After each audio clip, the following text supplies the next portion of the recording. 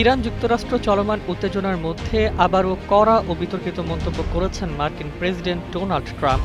তিনি বলেছেন, সুযোগ পেলে তিনি ইরানের সব তেল সম্পদ দখল করে নিতেন। হোয়াইট হাউসে সাংবাদিকদের সঙ্গে আলাপকালে ট্রাম্প বলেন, ইরান যদি আত্মসমর্পণ না করে তাহলে যুক্তরাষ্ট্র তাদের অবকাঠামোর ওপর হামলা চালাবে।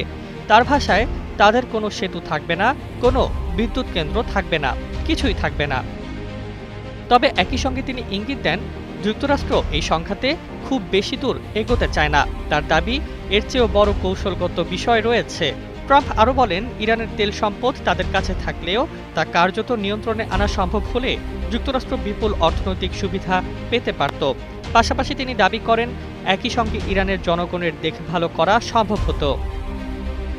ইরানের পারমাণবিক সক্ষমতা নিয়ে আবারও কঠোর অবস্থান জানিয়ে ট্রাম্প বলেন, ইরান কখনোই পারমাণবিক অস্ত্রের মালিক হতে পারবে না, কারণ তারা উন্মাদের মতো আচরণ করে।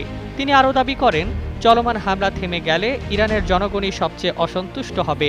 পাশাপাশি সাম্প্রতিক সামরিক অভিযান ও বিমান বিধ্বস্ত হওয়ার ঘটনায় যুক্তরাষ্ট্রের সেনাদের ঝুঁকির কথাও উল্লেখ করেন তিনি। সব মিলিয়ে ট্রাম্পের এই মন্তব্য নতুন করে আন্তর্জাতিক অঙ্গনে উত্তেজনা ও বিতর্কের জন্ম দিয়েছে। Desk report, Bangladesh bulletin.